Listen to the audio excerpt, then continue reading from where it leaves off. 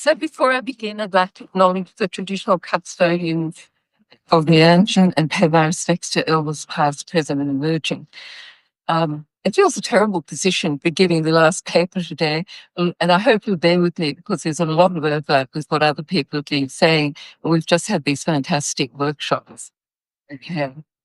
So in my presentation today, I draw on my professional anthropological So I'm often asked by younger anthropologists about the transferability of their anthropological skills and expertise outside of native title claims research. And there's been a lot to talk about that. And in my presentation today, I draw on my professional anthropology practice, those of my colleagues and scholarly literature, to discuss uses of anthropological expertise in environmental and cultural mapping landscapes in the post-determination space. In doing so, I'll touch on opportunities for anthropologists who want to work in these areas, challenges of doing so, and some current academic themes related to these fields. I'll first address uses of anthropological expertise in environmental landscapes before turning to cultural mapping. So in recent years, anthropologists have ventured out from anthropology sections of land councils and MET bodies to pursue other areas such as community development and archival returns projects. However, far fewer anthropologists have employed their skill set in the natural resource space. Yet, given Indigenous people's holistic conceptions of their landscape and the transformations of those landscapes, anthropology has much to offer land management projects concerned with interrelated natural and cultural values. Too often, however, narrow conceptions of an anthropologist's role in land management mean they may remain confined to established areas of work. But if we're concerned to retain young anthropologists in native title and post-determination areas, time spent working on other land management areas can broaden an individual's skill set and foster motivation. As an outsider consultant anthropologist, I've observed, for example, that anthropologists who have moved between anthropology sections at CLC and community development, who might otherwise have left the organisation, have tended to stay on.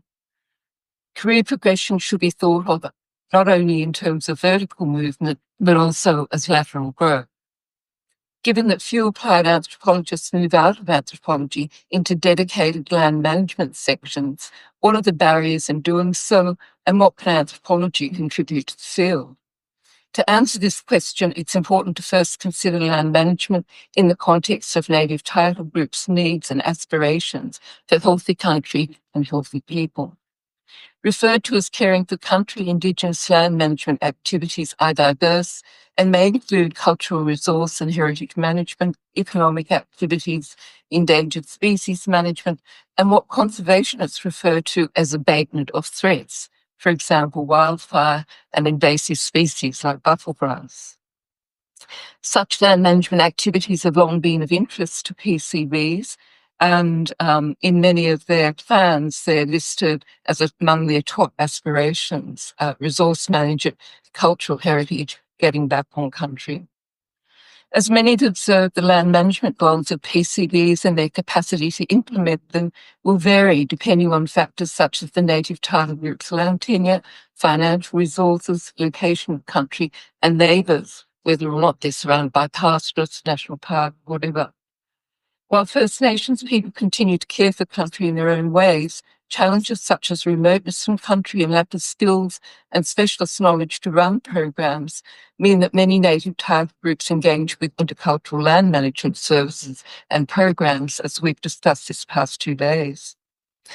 Areas in which PCBs can realise their land management aspirations include IPA and ranger programs and joint management arrangements. While many PCBs have their own ranger or land management program, it's estimated that about half the land services provided by land management sections of land councils, rep bodies, or independent land and sea management organisations. These include conservation organisations such as the Australian Wildlife Conservancy and charitable trusts like the Pew organisation. In terms of special skills, provision of land management services is commonly regarded as a preserve of ecologists, biologists, and land managers with backgrounds in Western environmental science.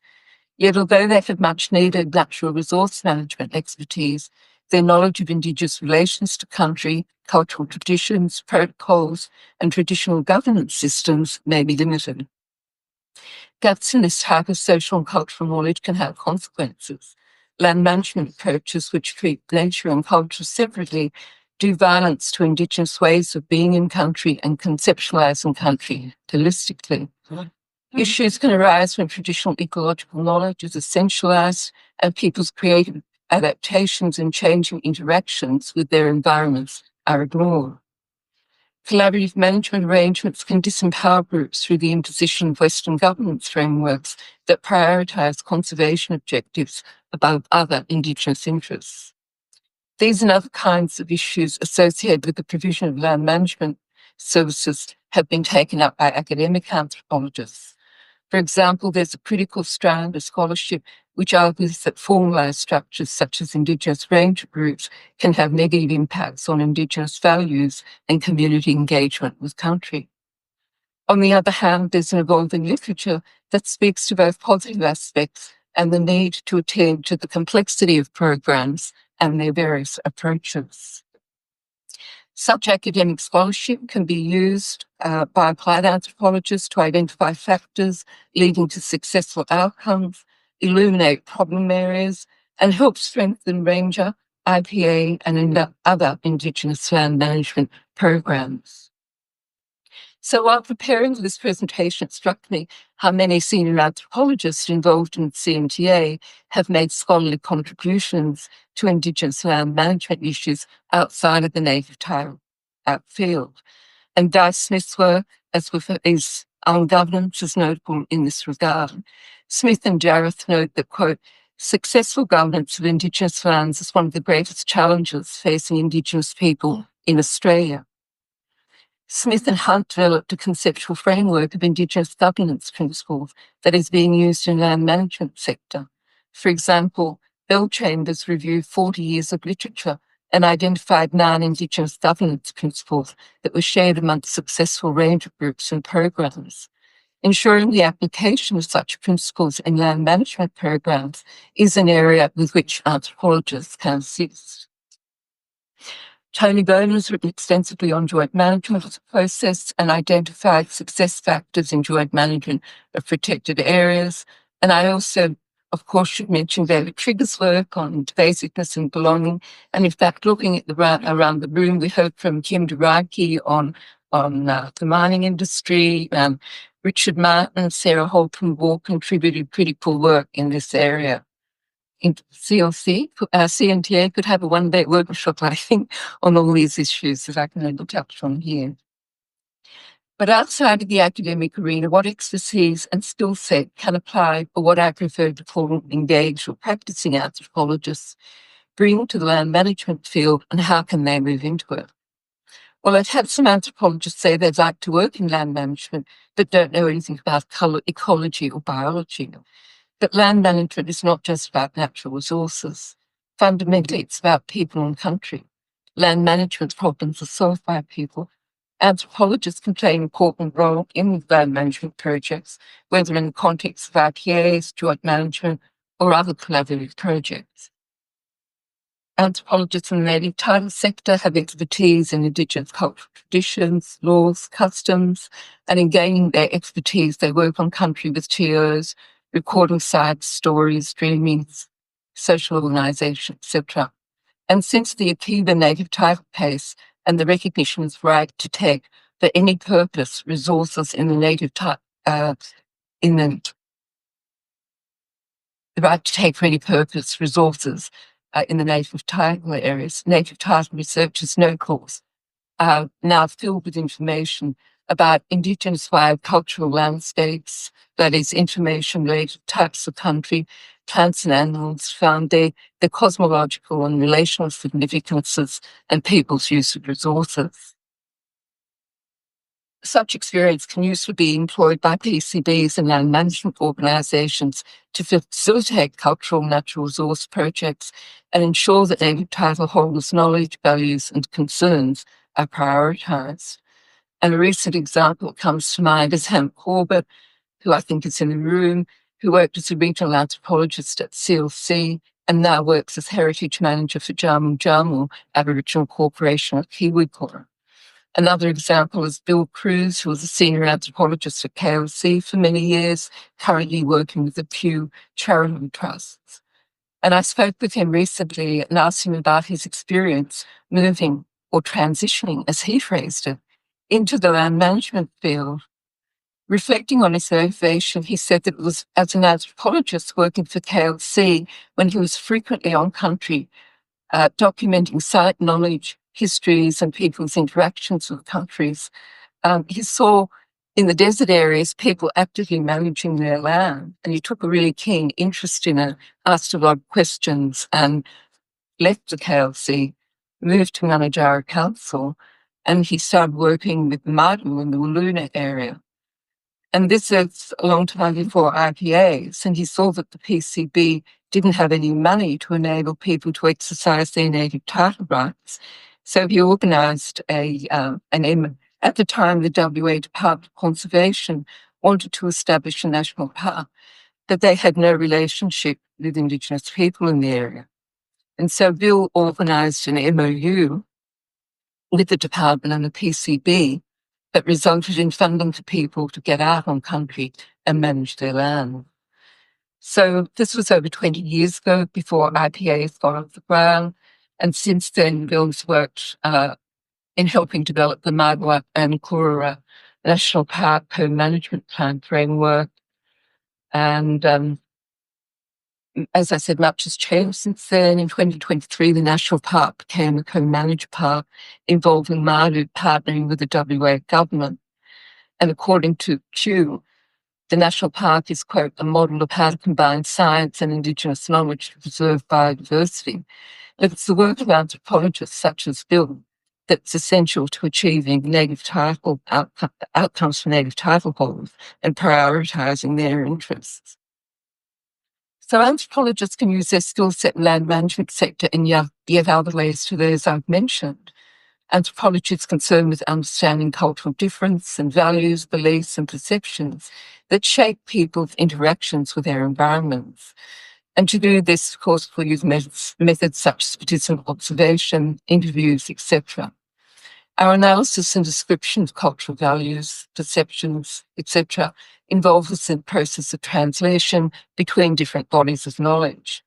And I've drawn on my anthropological training in my own professional practice to carry out work in land management field, although I've not transitioned like Bill. Over the years, I've worked with several cross-disciplinary teams on some major projects.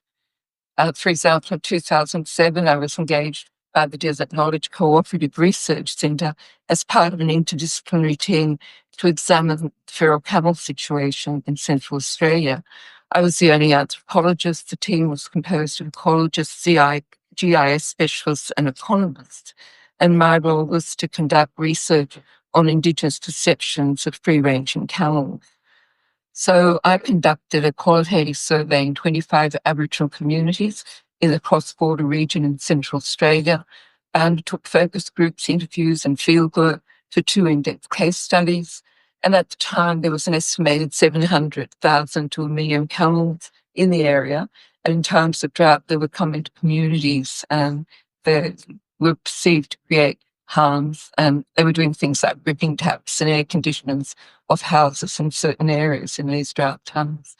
But the dominant narrative at the time was that Aboriginal people regarded camels as belonging to country and did not want to adopt measures to manage the animals. So it was seen as a sort of very difficult space. But among other things, my analysis of data that I collected showed Aboriginal people's perceptions of camels and their impacts were not homogenous. People held different views as to whether they belonged or not. And their reviews revealed intertwining socio-cultural and environmental dimensions that reflected their nature, culture, ontological relations, historical relations, and present-day interactions. The work was subsequently drawn on by land management sections of different land councils across the borders to inform their consultations with TOs concerning camel management strategies. And I just mentioned this because it's one way that anthropologists can kind of value add to this section and really be useful to this kind of work. I've also worked on Indigenous fire management projects and currently looking at Indigenous fire governance structures and how it is that you can implement the land councils, the rep bodies, cross-border, involving different legislations, different Indigenous groups, etc., how they can manage broad-scale fire management and still and plan it. And we're talking about, hundreds of thousands of square kilometres, and how it is that people's interest in land cannot be overlooked, and how through that process you can actually get people back on country and involved in combined TO ranger projects that also got anthropologists involved at the same time, using things like helicopters, which is what I've done, so the fire people can go out, drop aerial incendiaries of the rangers half the day, and then I would go as an anthropologist on a cultural mapping trip and go out with TOs in the afternoon, and we'd visit sites in inaccessible areas in sandhills and do cultural mapping. Okay, so what kind of challenges do anthropologists face working in land management space? Well, you'll be working with staff with environmental science backgrounds, and environmental science, like anthropology, is a distinct discipline with a body of knowledge and ways of knowing about the world. And it's important to respect their knowledge, their methodologies, be open and step out of your comfort zone. At the same time, tensions can arise because of different approaches of the two disciplines. For example, while anthropologists are used to dealing with complexity and uncertainty, some environmental scientists find this difficult. And often they'll say, oh, here comes the anthropologist. Don't even know. I know that some anthropological and land management sections of land councils can operate like silos, and depending on where you're situated, it can be hard to bring people together and bridge perspectives. Creating trust and good relations is essential, but placing native title holders' land management aspirations at the forefront of any work goes a long way towards ensuring successful interdisciplinary collaboration. And what I'd say to young anthropologists, although there doesn't seem to be that many really young ones in the room, is take a keen interest in approaches, read the background literature, grab every opportunity you have to participate in on-country combined visits with different disciplines and TOs. So while there are different models for and names of a major concern of First Nations people is ensuring knowledge and practices associated with their cultural heritage is passed on to younger generations. This goal is in fact written into many current healthy country, healthy people land management plans. While there are different models for and names of cultural mapping projects, many native title groups are wanting to undertake cultural mapping projects that involve younger people learning from elders and recording place names, stories, histories, and biocultural information while on country. With their experience of mapping, anthropologists are ideally placed to assist PCB's independent groups to undertake such projects. And as I've mentioned, I've been involved in such a project over several years with working with Wanderwalbri people in the Tanami Desert of the NT and with my anthropology colleague, Luke Kelly. And the project involves the integration of prior recorded material from land claims and other projects, as well as the recording of new material. And many of you know Kimber Hood's mapping work, and recently she's conducted canvas map painting workshop as part of the mapping project. But one of the major aims, someone asked me the other day, what are the outcomes of this project? The major outcome is actually the process itself. It's getting people out on country, older people with young people, so that knowledge becomes embodied knowledge, not just sitting on a computer or a map somewhere.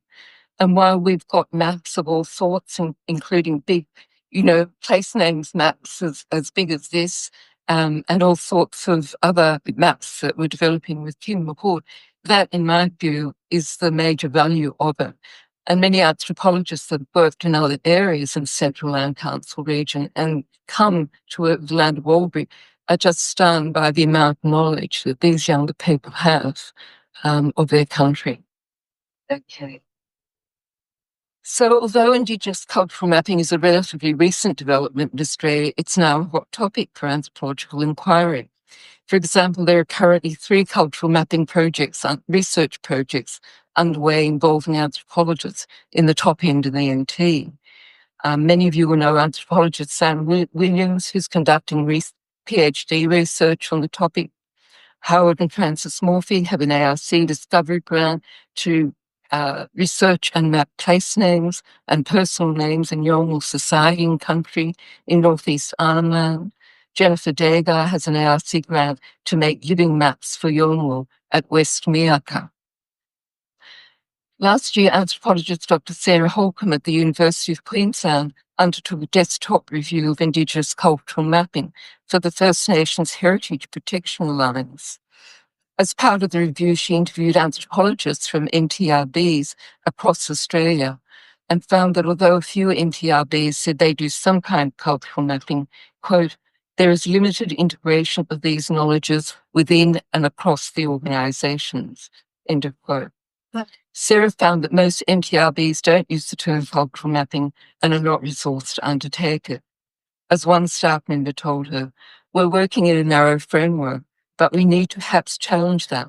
Depending on how you define cultural mapping, it has the potential for traditional owners to reclaim culture and for repatriation programs of land claim and native title claim materials to be supported. And of course, that's something that Kevin Smith commented on and spoke to this morning. It's an area that warrants greater involvement from anthropologists, rep bodies, land councils, and other organisations working with PCBs in the land management space. And I know you're all really tired, so I'm actually going to conclude with that. And let's see if there's any comments or questions.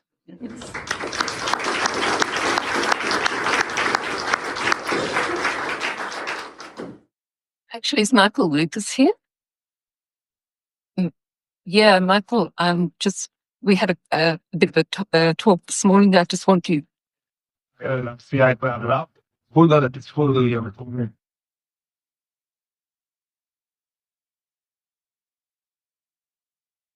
Thanks, Petronella. Just following on from our discussion, I showed obviously income data earlier, but employment data shows that co-management agreements are amongst the biggest drive of employees amongst PBCs. And so on that employment end of these co-management agreements that you've spoken about, strapped up on the data side as well. So I really support everything you said. Yeah. Another interesting thing, I think, thank you, Michael, is that someone told me who's working in the sector that contract conservation industry has some of the largest contracts in Australia, and this is an area that really anthropologists should be getting into because it just focuses so much on the natural resources without the cultural side. Is Di Smith here? Yeah, if you could just make a comment about how the aspirations of land management, with the group that you're working with, how does that gel? It gels. It totally aligns with what you've presented in the sense that the QSNTS, their program, People, Place and Partnership. So they've been doing they've had kind of dozens of workshops last year. A big one was aspirations. So every PBC went through what are your aspirations, and we all say every side, kind of no common size, but the commonality across all was country, land and waters, people, relations, getting them back onto country, and knowledge transition. So getting people back onto country was getting older people back, younger people back, and coming out of the native title claim chute, really wanting to reclaim and rebuild and pass on knowledge. So a lot of contestation about who knows about what that was there during the claim process. People wanted to go back out into country with families and have that as a learning on country experience, which is that embodiment of, you learn by doing and seeing and, kind of from older people. So, yeah. And I think just in recognition of the fact that with PVCs, they're now native title holders, I think it's really nice to, in that context, in that arena, for us to be actually starting to talk about land governance. Yeah. They are governing. They're trying to govern their rights and interests with respect to lands and waters. But those things were top three. Yeah. Country, people, and knowledge. And someone in the CRC was talking a lovely story about one of the translators that they were working with to doing part of that at PVC. What was it? People belonging to country. That's what a PVC is. And that's exactly the priorities that came out of all of those 14 workshops with different PVCs. Great. Thank you.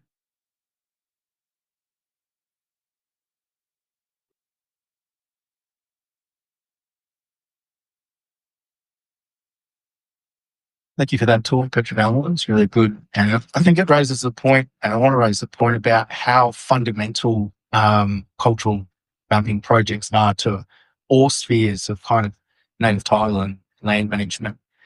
So if you do the project at the start, or you start the project, we're doing a process of people being able to go back on country, which is what you noted. We're knowing we can't manage what we don't know anything out there. We're preserving cultural knowledge, language, and connection to country. And it also helps in the future art space and the agreement making space. So we know what's out there before we're getting hit with notifications, agreements, people wanting to go out and do activity. And of course, it helps in the cultural management space because before they're going out and looking at development, exploration and surveys, people have that knowledge pre-hand and are able to respond much more quickly and appropriately. So it just seems to have such a benefit across every facet of what we do. And so I just want to note that. Thank you. Thank you. Another.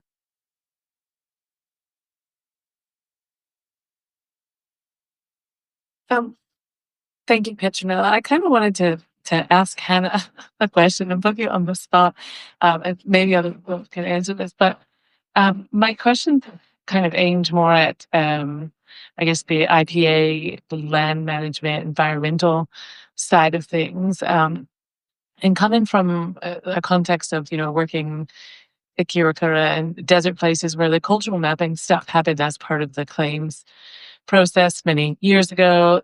People have kind of remained on their country, know that country, live on that country. So that side of stuff is kind of is already there in second nature. But then the IPA becomes the way in which people are funded to get back out on country.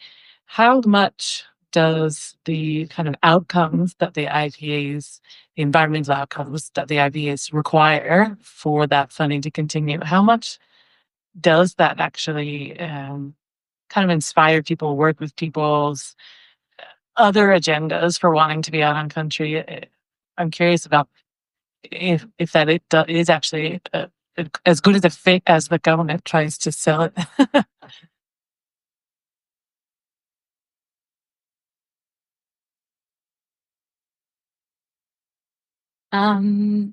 Good question. I'm also not the IPA coordinator, so I don't know if I'm the best person to answer that question. But my experience with working with the IPA team out in Kiwikura is that, as Petronella said, it is so integrated. People's,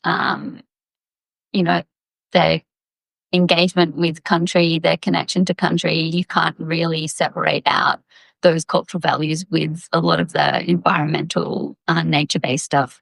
So, yeah, what I've seen out there is it is fully integrated. The women are out there doing land management stuff, protecting endangered species, burning, visiting cultural sites, the intergenerational transfer of knowledge. It's just all one big package.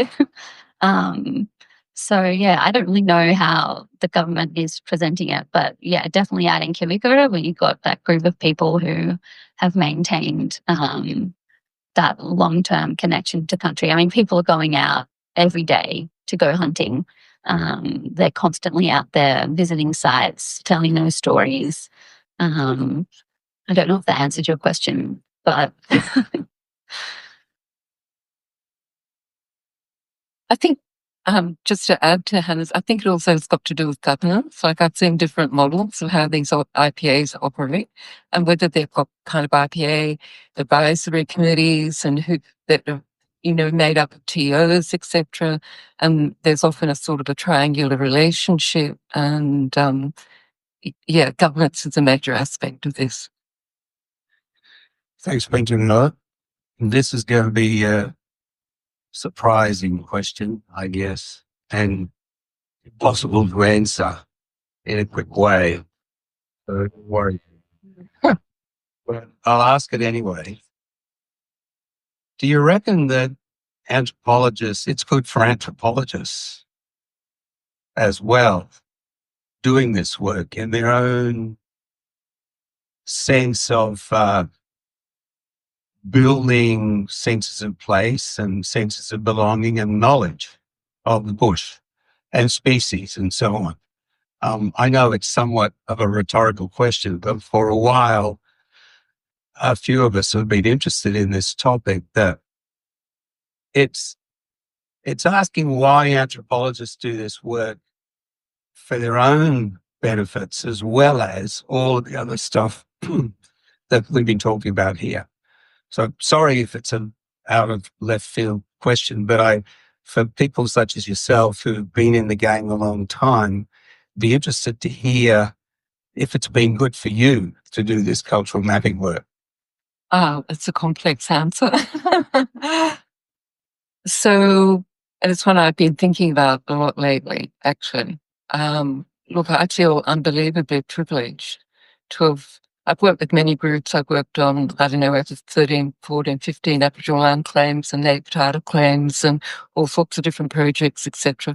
But I've maintained a relationship with a group that I went to as a school teacher when I was 20 years of age. And, they're very much part of my life in many ways, and that's often complex.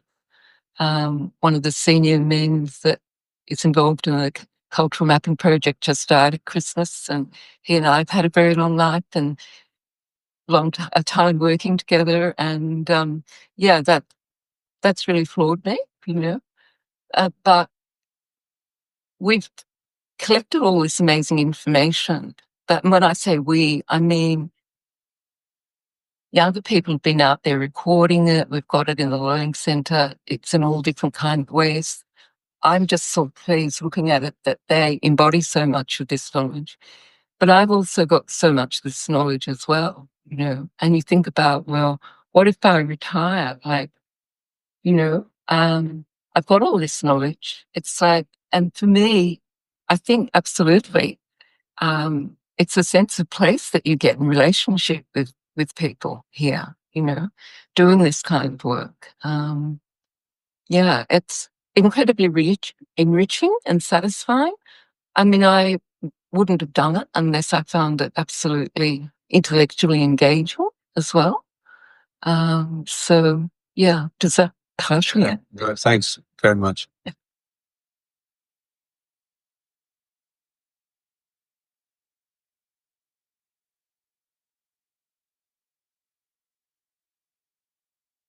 The talk earlier talked about Kirikora. It reminded me of 3 days that I used to work out there quite a long time ago, and they were 3 of the most extraordinary days of my working life.